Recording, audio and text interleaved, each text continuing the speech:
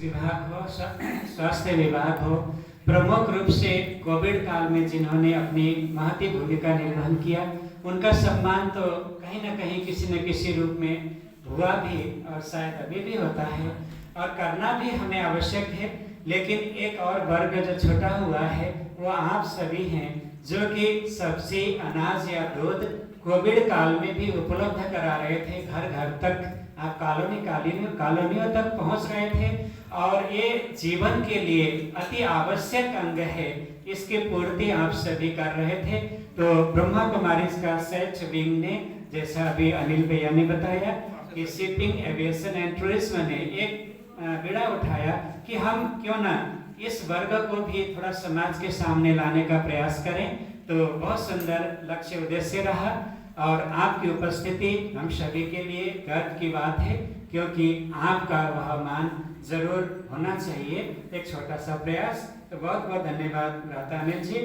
अब कार्यक्रम को आगे बढ़ाते हुए हम इस शुभ लक्ष्य एवं उद्देश्य के साथ आयोजित कार्यक्रम में अपनी शुभकामनाएं व्यक्त करने के लिए अतिथियों से आग्रह करना चाहेंगे।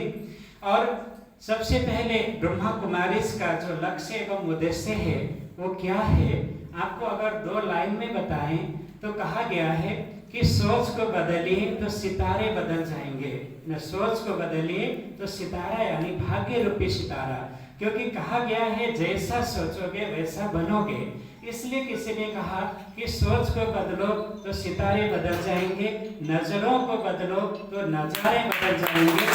और कश्तियों को बदलने की जरूरत नहीं, कश्तियों को बदलने की जरूरत नहीं, दिशाएं बदलिए तो किनारे स्वतः मिल जाएंगे, दिशाएं बदलिए तो किनारे स्वतः मिल जाएंगे। क्योंकि इसका भावार्थ यही है कि सोच को बदलेंगे तो हम जैसा सोचेंगे वैसा बनेंगे। अच्छी बातें सोचिए तो आपके चेहरे पे मुस्कुराहट आएगी, दुख की बातें सोचिए तो चेहरा मुरझाने लगेगा, आंसू बहने लगेगा। तो जैसा सोचेंगे वैसा शरीर भी वैसा क्रिएशन करता है और वैसा हमारा जीवन बनता जाता है। तो उससे भाग्य का सितारा चमकाना या उसको डाउन करना हमारे हाथ में है। और दूसरा कहा गया कि नजरों को बदलिए तो नजारे बदल जाएंगे। अगर आप देखेंगे इस ओर बड़ी गंदगी है, उसको कोसने से कुछ नहीं होगा। या तो कर्म करिए उसको बदलने के लिए, या नजरों को इधर से इधर बदलिए, इधर बहुत सुंदर बगीचा है उसका आनंद लीजिए। तीसरी बात ये कहा गया कि कश्तियों को बदलने की जरूरत नहीं।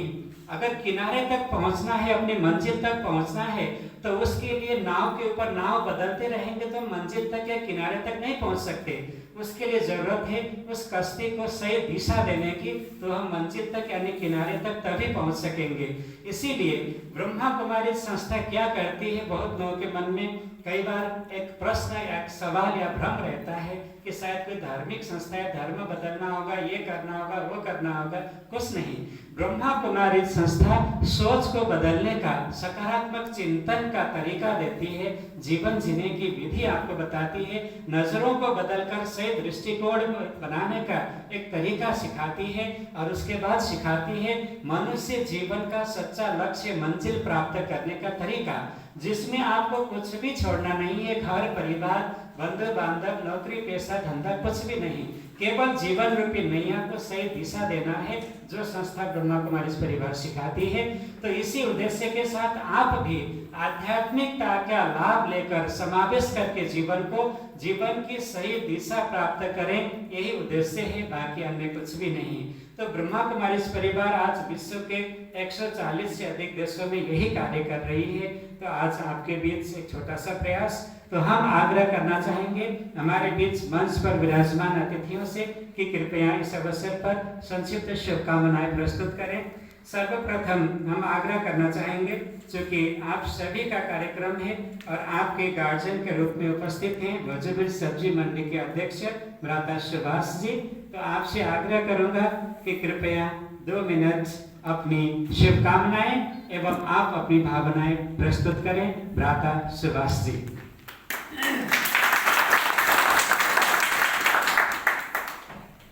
धन्यवाद संचालक महोदय।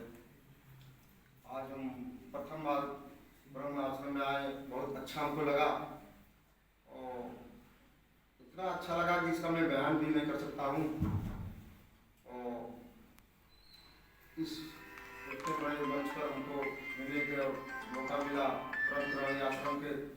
माध्यम से मैं आश्रम को तहे दिल से शुक्रिया अदा करता हूँ। आए हुए नौजवान मित्रों, गण सपाटीगण, बुजुर्गों को मैं हार्दिक वंदन करता हूँ। मैं इसी के साथ अपने वाणी को विराम देता हूँ। नमो। बहुत बहुत धन्यवाद राधा शिवदास जी।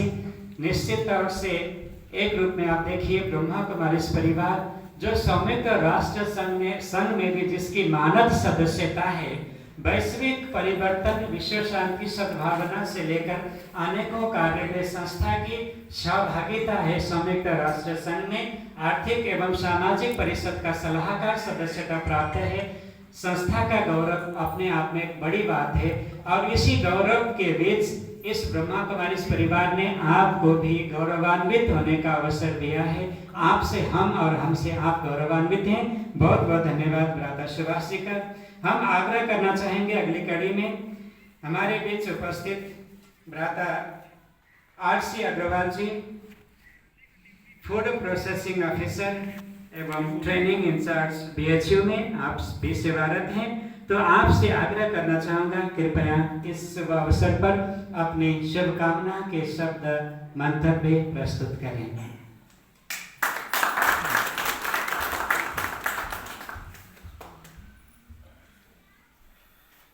धन्यवाद। ओम शांति। ओम शांति। जो आज का विषय है किसानों का, संजोग की बात यह है कि भी मुझसे से अंतिम क्षणों में मुझे आमंत्रित किया गया, विदिन 5 मिनट्स में उपस्थित हो गया। जहाँ तक किसानों का संबंध है, हमारे विभाग से अच्छी तरह से उसका संबंध है। फूड प्रोसेसिंग, खाद्य प्रसंस्करण किसानों और उद्यमियों के बीच का एक संस्था है। यूं कहा जाए अगर हम खाद्य प्रसंस्करण की अगर हम बात करें तो किसानों का दुख का साथी है वो। उदाहरण स्वरूप हमारे बीच में सुभाष जी बैठे हुए हैं, हम लोग से तो बहुत पुराना नाता है। जब फल सब्जियां बहुत ज्यादा हो जाती हैं मार्केट में, क्योंकि ये परशेबल आइटम है, शीघ्र खराब हो जाते हैं, इनकी मजबूरियां हो जाती हैं इनको बेचने के लिए। जब आवश्यकता से अधिक हो जाती है तो होता क्या है, इनकी भाषा में कहते हैं कि बैलेंस हो गया और मार्केट का वो खराब कर देता है, उसकी रेट हो जाती है, डाउन हो जाता है। फूड प्रोसेसिंग सेक्टर में संजोग की बात है, हम किसानों से लगातार जुड़े हुए हैं और शासन भी लगातार सम्मान कर रहा है। आज मेरा कल BHU के अंदर चौथा ट्रेनिंग भी प्रोग्राम है। हमारे बीच में DRP महोदय, हमारे DRP भी बैठे हुए, लिस्ट लेकर बैठे हुए हैं कि सर को मुझे देना है। मैं लगातार इस तरह के मैं कार्यक्रम कर रहा हूँ और शासन का मंशा भी है। कोरोना से हम लोग इसलिए उतना प्रभावित नहीं हुए क्योंकि हमारा ये कृषि प्रधान देश था, जो स्वयं उगाता था और स्वयं खाता था, और हमारी भारतीय संस्कृति भी इसी तरीके की थी। क्योंकि अधिकतर जो देशों में स्थिति ये थी कि क्योंकि उसका मशीनीकरण हो जाने के कारण से वो कोई उगाने का काम नहीं करते। आप जानते हैं, आपको जीने के लिए जो भी चीजें, आपको भोजन की आवश्यकता है। बिना भोजन के कोई काम नहीं चलेगा। चाहे आप गाड़ी से आए, चाहे जैसे चाहे हवाई जहाज से आए, आपको भोजन की आवश्यकता है।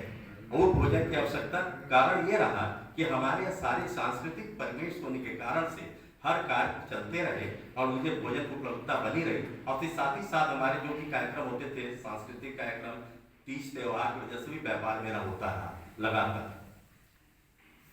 तो मुझे बहुत आश्चर्य भी हुआ, बगल में है, और मुझे अभी मैं चर्चा कर रहा था, विनोद जी से मैं चर्चा कर रहा था, उन्होंने कहा कि मैं किसानों का सम्मान, तो मैंने कहा दीदी मुझे तो ये पता नहीं था कि मैं आप किसानों के बीच में काम करते हैं। बगल में समुद्र पड़ा हुआ था, किसानों के जो भी चीजें हैं, हम जब भी मुझे बुलाए, आप वैसे भी, मैं अभी थोड़ी देर में अभी यहाँ से निकलूंगा, एक ट्रस्ट में जाऊँगा, धर्मशाला में जाऊँगा, मुझे आप कभी भी किसी वक्त आप मुझे बुला सकते हैं। हम हमेशा अवसर बहुत छोटा है। प्रोसेसिंग सेक्टर में हम कहें तो 2% के आसपास सिर्फ फल तथा सब्जियों